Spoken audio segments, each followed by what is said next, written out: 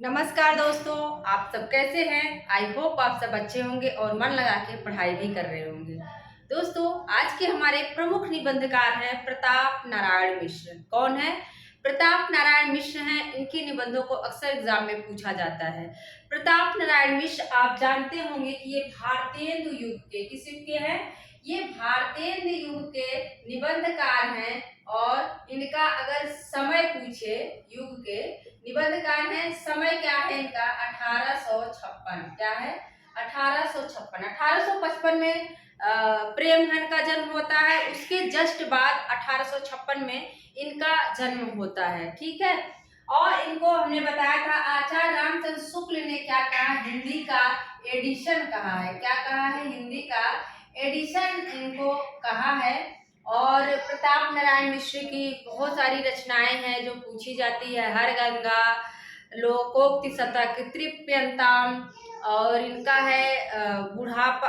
ये कौन है? अभी याद नहीं आ रहा। बुढ़ापा ऐसे करके है कुछ। हाँ, बुढ़ापा, तृप्यंताम, हर गंगा। और इनकी जो कविताएं हैं उसका संग्रह है प्रताप लहरी। क्या है? प्रताप लहरी नाम से इन्होंने अपनी कविताओं का जो है संकलन किया हुआ था।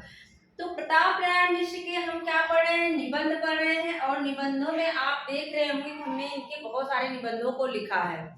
इतने सारे निबंध हैं, एक दूसरे से बहुत सारे निबंध मैच करते हैं, हमें कंफ्यूज करते हैं। हम उसी को क्या करेंगे?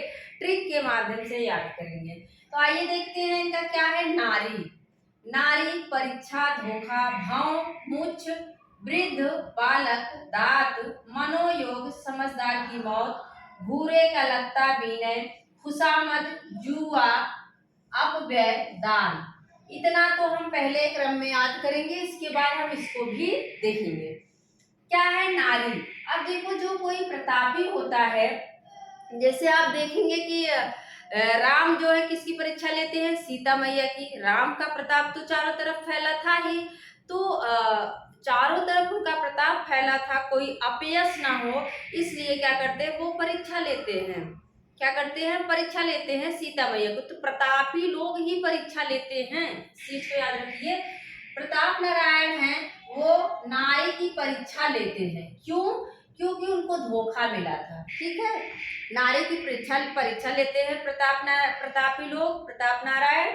और क्यों? क्योंकि उनको धोखा मिला था। और धोखा मिला था भाव में, वो भाव में पड़ गए थे, भंवर में डूब गए थे, उनको धोखा मिला था। और मूंछ किसकी होती है? देखो, कोई वृद्ध हो, जब कोई वृद्ध हो जाता है तो उसकी मूछे जो है थोड़ा बड़ी हो जाती हैं। तो याद रख लेना, अगर पूछ ले कि वृद्ध किसका निबंध है तो याद आ जाना चाहिए वृद्ध। और वृद्ध के साथ जो है मूछ, उसकी मोछे भी होती हैं। अभी जो ट्रेंड है एग्जाम में पूछने का, पूछता है कि निम्नलिखित में से कौन सा निबंध इनका नहीं है?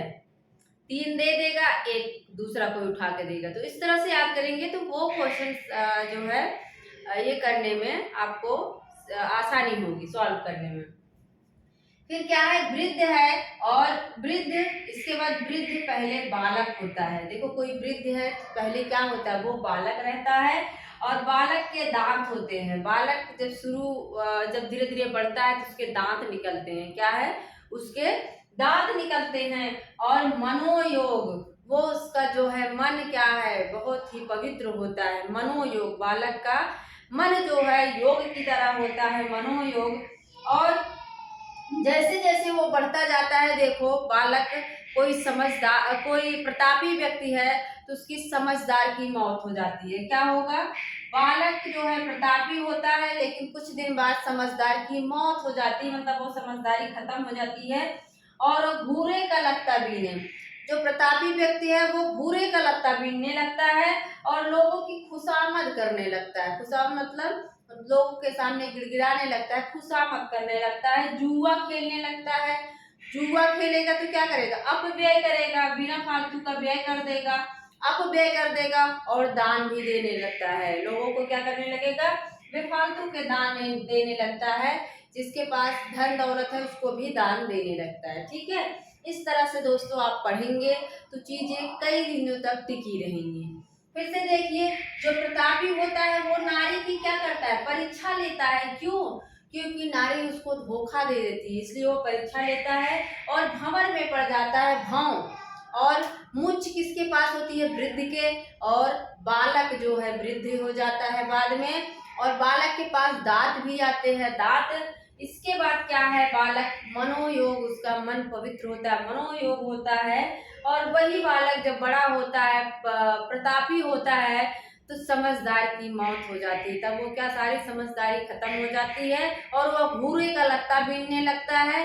भूरे का लत्ता बीनने के बाद उस लोगों की खुशामद करता है, जुआ खेलता है, जुए में अपव्यय कर देता है और दान भी देने लगता है। मुझे लगता है ये सारे निबंध आपको याद हो गए होंगे।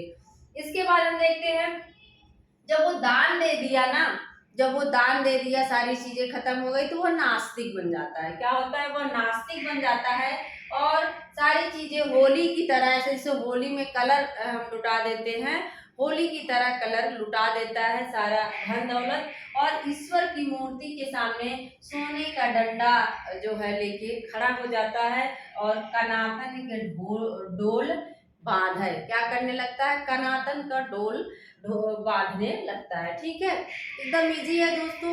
जब वो सारी चीजें अपव्यय कर देता है, दान कर देता है, तो नास्तिक हो जाता है। नास्तिक के बाद वो होली की तरह जो है ईश्वर की मूर्ति के सामने और सोने का डंडा लेकर कनातन का डोल बाजे लगता है। डंडे से जो है, कनातन के डंडे से क्या करता है? कनातन का डोल बाजने लगता है। एकदम इजी। एक बार फिर से देख लो फटाफट। प्रतापी लोग नारी की परीक्षा लेते हैं। क्यों? क्योंकि नारी उसको धोखा दे देती है, भंवर में फंस जाते हैं। और मुच्छ किसके पास होती है? एक वृद्ध के पास होती है, जो बूढ़े लोग होते हैं। और पहले, बूढ़ा होने से पहले वह बालक रहता है। बालक जो है उसके दांत निकलते हैं शुरुआत में। और इसके बाद मनोयोग, उसका मन जो है योग की तरह पवित्र होता है।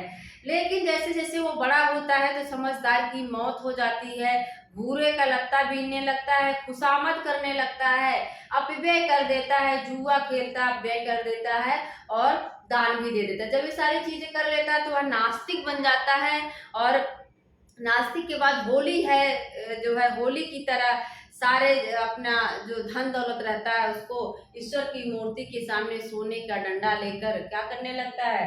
कनातन का डोल बांधे। तो मुझे लगता है दोस्तों, प्रताप नारायण मिश्र के निबंध आप लोगों को याद हो गए होंगे। ऐसी वीडियो आपको देते रहेंगे। मिलते हैं अगले वीडियो में। थैंक यू, धन्यवाद।